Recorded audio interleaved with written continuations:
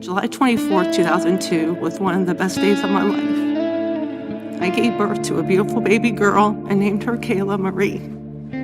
She was a happy and easygoing baby. Even back then, she loved to smile and laugh. She always kept her friends close and never forgot anyone.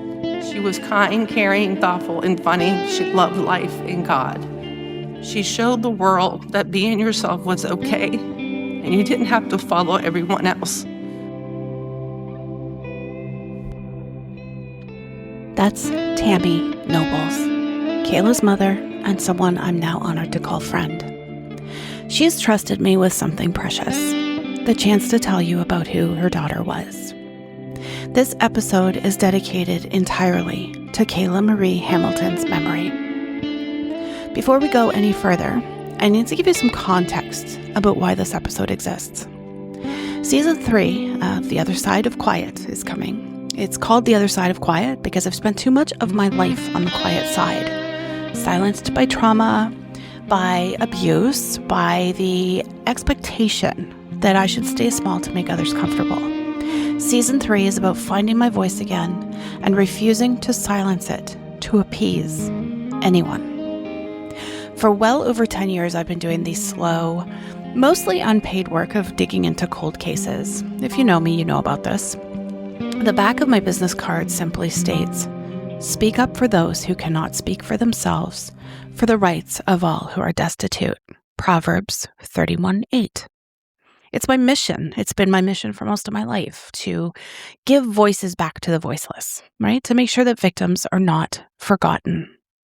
Recently, as season 3 approaches, I've been posting on social media, not really long posts, not arguments, not debates, just names.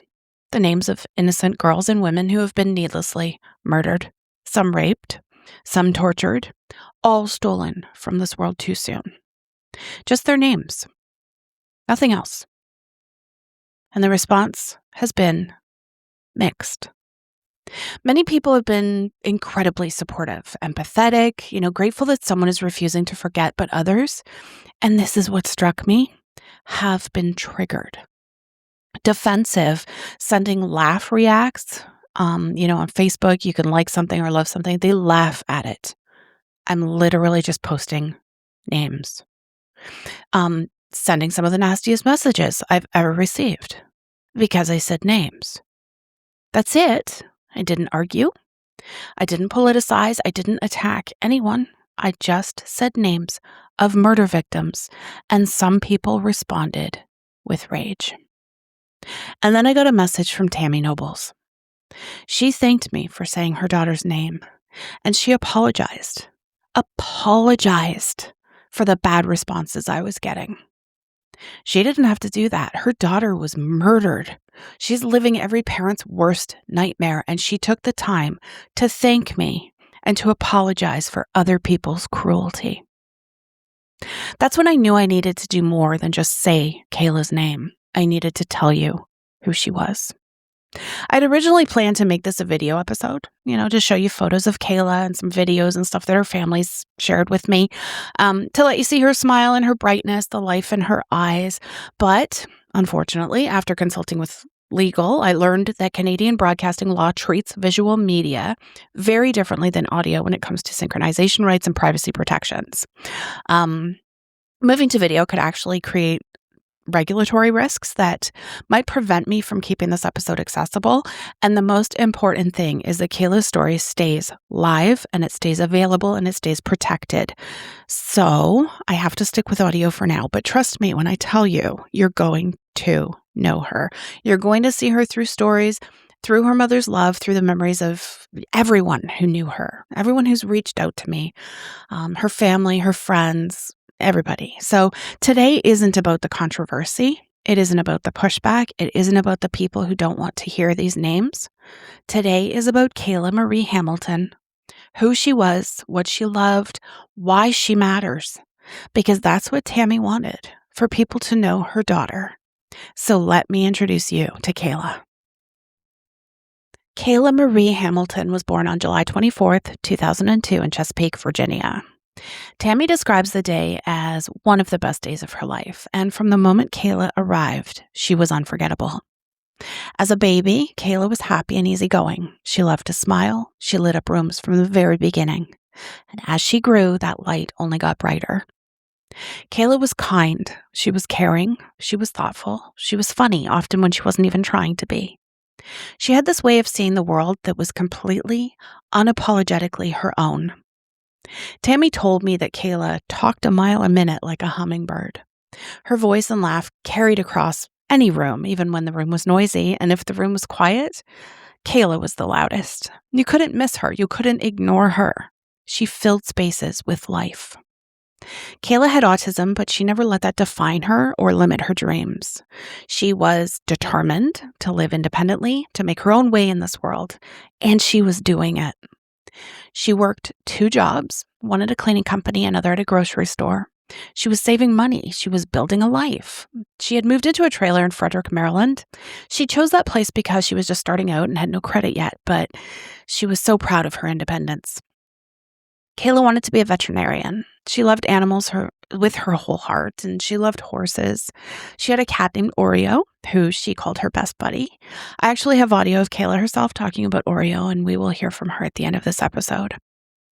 When Kayla was younger, she loved Hello Kitty. As she got older, she loved JoJo Siwa. If you know anything about JoJo, you know her whole entire brand is about being yourself, being confident, being unapologetically you. And that was Kayla, as I said. She decorated her notebooks with cute stickers and bright colors, and she surrounded herself with things that said love, with hearts, with X's and O's, all those cute little things. She loved brightness, and she loved joy. Kayla loved Christmas more than anything. Well, almost anything. She loved her birthday first, and then Christmas. Her Nana, Kathy, remembers the phone calls she used to get from Kayla. They always started with an excited, "Hey, Nana." Nana never knew what was coming next, but she'd give anything to hear that excited voice again. Often it would be Kayla reminding her that her birthday or Christmas was coming. Kayla loved receiving gifts. It didn't have to be anything huge. JoJo bows were her go-to for a long time. When she opened gifts, she would let out the loudest squeal of delight, but it didn't matter. It would hurt your ears, Nana Kathy said, but again, she said she would give anything to hear that squeal again. One Christmas when Kayla was little, she started putting her Christmas presents on her head every time the family took pictures. It was so cute that the whole family started doing it too. And when I started to be sent some of these pictures and stuff and seeing them, it really made me smile. I don't know this family, or I didn't know this family. And just the fact that she did that and they kind of adopted that behavior was really sweet. And it made me smile. Kayla was so proud that she had started something different, and her Nana Kathy truly cherishes those pictures. I would too. Kayla believed in Santa Claus for the longest time. To Kayla, life was magical. It was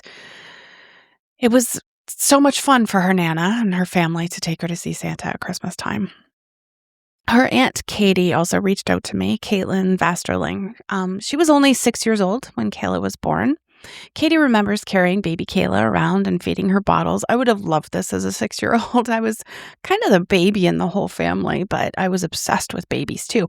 Napping on the floor with her during tummy time. She remembers Kayla walking around in their big shoes. Kayla loved shoes. She said they played GameCube together when Kayla was around 6, and Kayla loved playing Super Monkey Ball.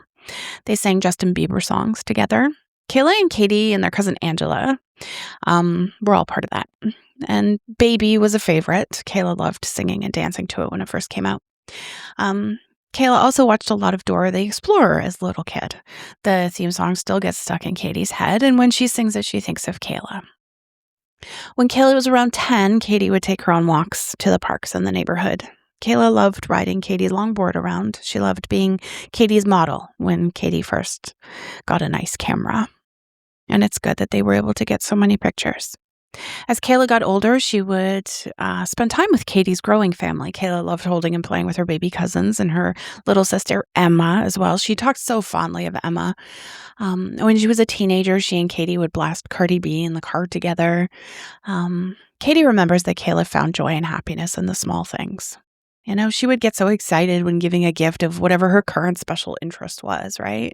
She was so accepting of everyone, no matter their differences. She was blunt and hilarious, and I love that because I'm kind of the same way. She was loud and fun, and she just was a beautiful person. She loved music and dancing. She loved ice cream and Slurpees. She loved the beach and the pool and swimming. She grew up in Chesapeake and Aberdeen, Maryland, and the water was part of who she was. Kayla loved her family fiercely. She loved her mommy, and she loved Tammy's scrambled eggs. She'd steal Tammy's pillow and smell her hair. She treasured her friends. One of her friends, who just wants to be called C, remembers that Kayla was always trying to make friends and loved talking. She says, we would sit on a call for hours. That was Kayla. She loved connection, she loved conversation, and she loved being with people. Kayla also loved God, and she loved going to church. She cared about the homeless, and she did live each day to the fullest. And boy, did that girl love to sleep, I'm told. Kayla had this incredible presence. She was a firecracker. That's a word that was used. She didn't take shit from anyone, but she was also the most forgiving person. She made sure nobody was left out. She made sure the loneliest kid had a friend. I'm going to share something that Tammy had posted on social media back in June of 2015 when Kayla was about 12 or 13 years old. Tammy wrote, I have such a sweet daughter who cares. She came home one day last week and said, Mommy, there's this girl named Amber and nobody wants to be her friend, so I'm going to be her friend. When your child says that, you did right. Found out today that her friend Amber is special needs and in a different class. Her mom is so glad she found Kayla. That was Kayla. She saw a lonely kid and said, I'm going to be her friend. No hesitation, no judgment, just kindness in action. As I said, Kayla had autism. She knew what it felt like to be different. And instead of turning inward, she reached out. She made sure that others didn't feel alone. Tammy told me Kayla had this way of speaking that was uniquely hers. She and Kayla's Nana, Kathy, started using a phrase that fit perfect. And it's what this episode is titled. It's a Kayla thing, and you wouldn't understand. For example, when you apologize to Kayla, she wouldn't say, I accept your apology, or whatever variation we all say, right? She'd say, I forgive your apology. Only Kayla. There was also a time when her stepfather, Jeremiah, asked her to go to the store and get him some Nerds candy. And she came out with banana-flavored Laffy Taffy and said, I got you something like Nerds, but different. When he asked why, she pointed out that both had Willy Wonka on the package. She saw the connection, and it made perfect sense to her, right? Or one time they went to Logan's Roadhouse for Jeremiah's birthday dinner, and the server put peanuts on the table, and Kayla reached for them and announced, completely innocently, I'm going to try Logan's nuts. The whole table burst out laughing. Kayla didn't understand why it was funny. She was just being literal, right? She was going to try the nuts. Tammy's friend Emily Richardson remembers the time Kayla called to ask how to make Jell-O. Emily asked her, did you read the box? And Kayla said, no, it's all small. The instructions were right there, but Kayla wanted to hear her mom's friend explain it. That was Kayla reaching out and connecting and asking for help when she needed it. And Nana Kathy got those calls too. Most of the time it was something simple, needing help understanding the directions on the back of a box of mac and cheese or other questions about cooking things. Kayla was so excited about cooking for her fiancé. She delighted in the simplest things and really, really wanted to be independent, and she was doing great with it. Nana Kathy said one time that Kayla called her. She said, hey, Nana, can you buy me a car? I heard you can't buy a car without a license. And you might think that was kind of a selfish request, but if you knew Kayla, you'd know it wasn't. It was just her way of trying to figure things out, right? Nana told her it would be best to get her license first anyway, and started helping her get the documents that she needed. Emily also remembers walking her dog Nadia on the beach with Kayla and Tammy, and a mean old lady said something about their dog. And without hesitation, Kayla told her, our dog is better than your dog. She was loyal. She didn't let anyone talk bad about people or dogs she loved. And another time with Jeremiah, he tried to prepare Kayla about breastfeeding since she hadn't been exposed to it yet. When Tammy mentioned that she needed to get Emma's food ready, Emma being Kayla's baby sister, Kayla asked innocently, "Are you going to go pump up your boobs?" Tammy just laughed and said, "Thanks, Jeremiah." Kaylee had listened to what Jeremiah taught her and said it exactly how she understood it. No filter, just completely earnest. Love that story too. Kayla's aunt, again, Emily, shared a post about cellulite once. Kayla had asked what cellulite was, and Emily posted a picture to show her. And Kayla's response, "Oh, it's wrinkles." Emily had to tell her, "Girl, no." But that was Kayla making perfectly logical connections that weren't quite right, but somehow made sense. One time, Jeremiah was watching wrestling when Kayla and Tammy got home. Kayla watched for a minute and then announced, "I like the one in the black underwear." She wasn't embarrassed. She just said what she was thinking. Another time, Kayla asked Tammy if her dad, Tammy's father, who had passed, was an angel, and Tammy said yes. Kayla asked if he was a boy, and Tammy said yes, he's a man. Kayla thought about this and then said very seriously, "Boys can't be fairies." Tammy says she died laughing. He's an angel, not a fairy. But Kayla had heard angel and thought fairy, and to her, fairies were for girls, and it made perfect sense in Kayla's world. It's a Kayla thing. Tammy told me she was funny and she wasn't trying to be.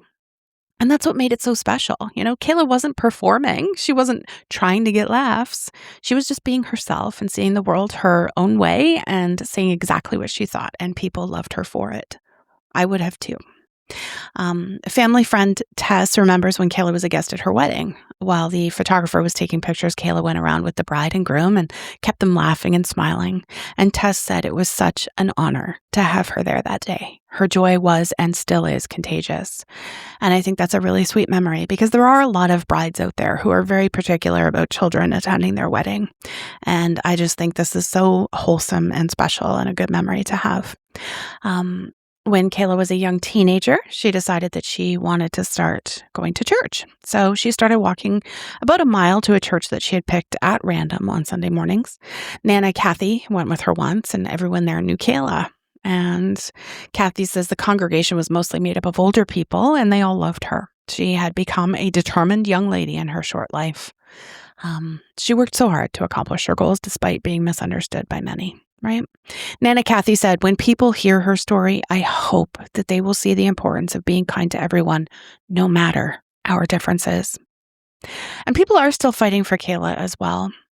One friend who I spoke with, Blanca, she met Tammy just last month. And she now has a reminder in her car that Kayla will never be forgotten. She has a little pair of pink boxing gloves hanging from her rearview mirror, with a button with Kayla's picture. She says, "We will never stop fighting for her. Kayla is beautiful and her mom is just as beautiful. And I'm there too. I'm with you now. I'm part of this." It was a Kayla thing. When Kayla was about 8 or 9 years old, she asked her mom, "Where does my great-grandmother live?" And Tammy told her, "Indiana." And Kaylee, with complete seriousness, said, "That's where Indians live." Tammy laughed. Like I said, Kayla was so earnest and so literal, right? She'd made a perfectly logical connection in her mind, and that was how she saw the world.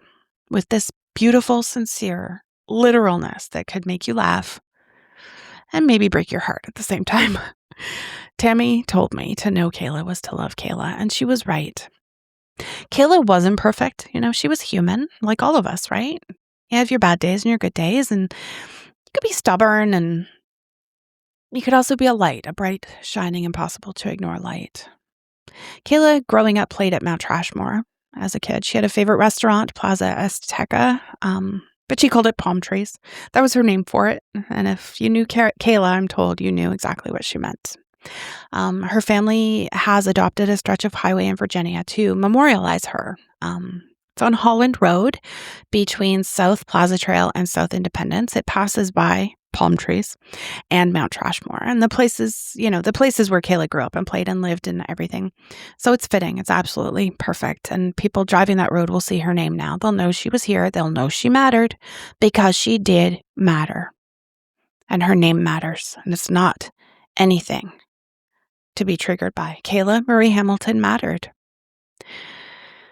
She was 20 years old. She had just celebrated her birthday on July 24th, 2022. And 3 days later, everything was stolen from her. On July 27th, 2022, I received the worst news that a parent doesn't want to hear, that my newly 20-year-old daughter, Kayla Hamilton, was murdered in her own room and left on the floor like trash. She left behind a mother who loved her, a stepfather, a brother, a younger sister, grandparents, and lots of aunts, uncles, and cousins. At first, we knew very little details of the murder until an arrest was made. The details we learned broke us. At the end of March of 2022, Kayla's murderer was apprehended by Border Patrol crossing illegally into the U.S. at the southwest border in Rio Grande City, Texas. I am not sure if he was vetted or not, but he was a 16-year-old known gang member affiliated with MS-13 in El Salvador. The MS-13 motto is kill, rape, and control. He entered the country as an unoccupied alien child. As a UAC, the murderer was allowed to go live with his aunt in Frederick, Maryland. She was also an illegal immigrant. There were issues with him living there, and he went to go live with his half-brother who lived in the same trailer park as Kayla and her boyfriend. Kayla was home.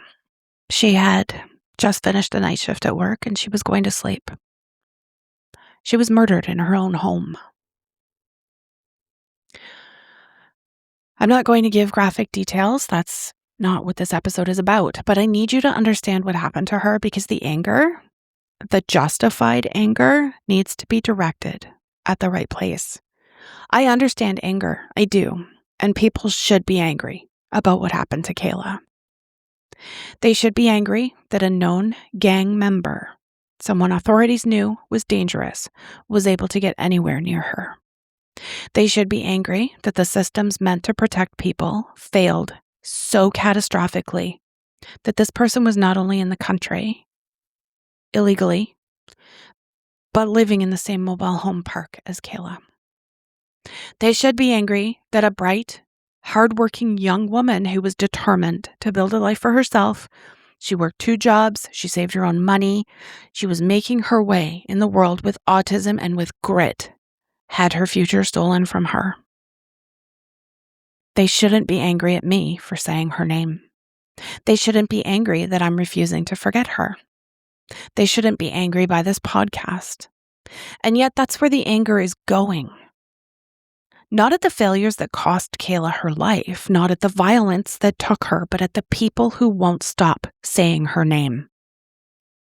Some people would rather I say other names, names that fit maybe a different narrative. And when I don't, when I say Kayla's name instead, that's what triggers rage. And that should tell you something. If you've listened to me, you know that I like to dig psychologically, right? I'm deep into the psychological stuff, and I need to know. I need to understand.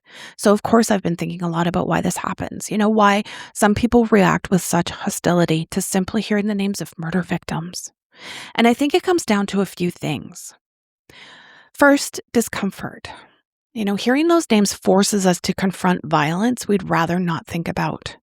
It's easier to scroll past. It's easier to ignore, obviously. Remembering is uncomfortable, but discomfort is not a reason to forget. Second is cognitive dissonance, which I talk about a lot.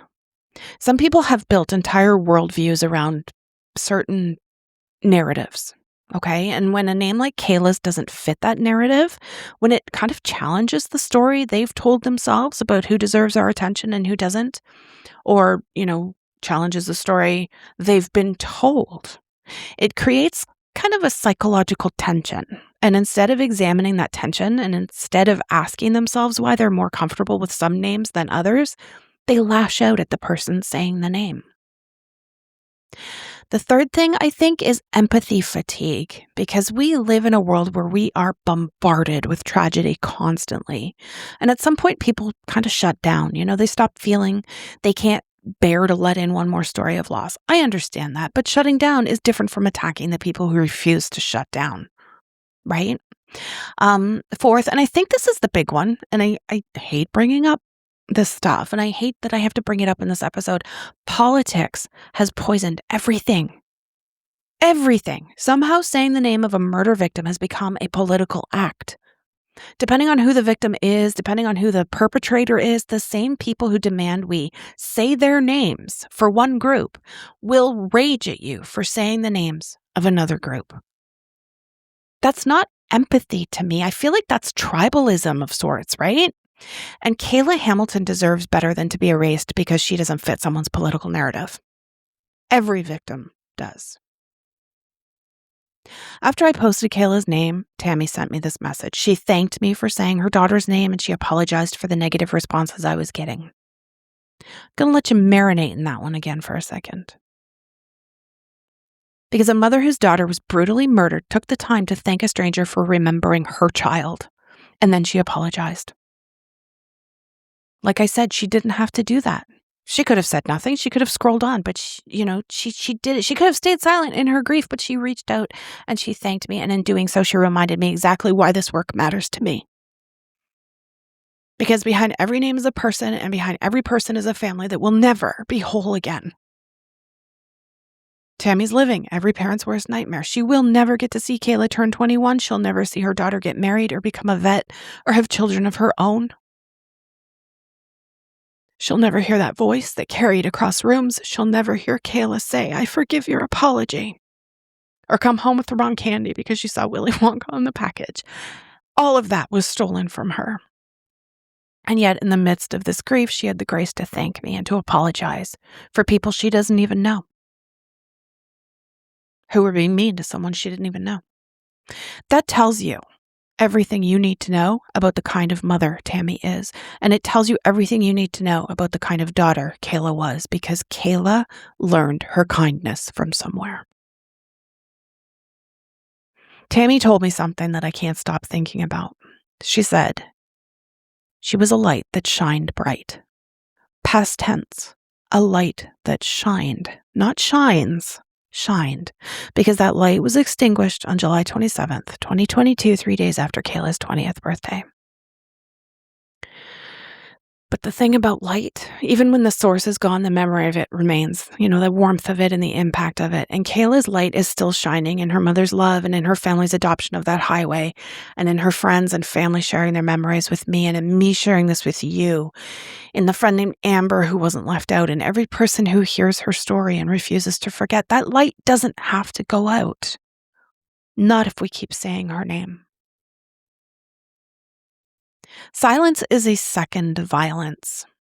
When we forget victims, when we erase them, when we allow them to become statistics instead of people, we're complicit in their erasure. And some people want Kayla erased. And it makes me sick to my stomach to even say those words. They don't say it explicitly, of course. They just get angry when you say her name. They tell you you're being divisive. They tell you you're politicizing tragedy. They tell you to stop. But what they're really saying is, I don't want to think about this. I don't want to confront this. I don't want this particular victim to matter because it complicates my narrative. And that is unacceptable. Kayla Hamilton was not a political prop. She was a human being. She was real. And she was here. And she was taken from this world by violence that could have been prevented if the people in power had done their jobs. That's worth being angry about. That's worth refusing to forget. Y'all know there's a movement, say their names, hashtag say their names. It's about making sure victims aren't forgotten, that they aren't reduced to just statistics. It's about remembering that behind every tragedy is a real person with a real life, right? But somewhere along the way, some people decided that only certain names deserve to be said or focused on. Only certain victims deserve our empathy. Only certain tragedies deserve our attention. And that's where I draw the line. All victims deserve to be remembered. All families deserve to have their loved ones' names spoken with dignity and respect. All lives stolen by violence matter, including Kayla's. Especially Kayla's. Because right now there are people who would rather she be forgotten. They want to focus on other names, and the media wants to focus on other names.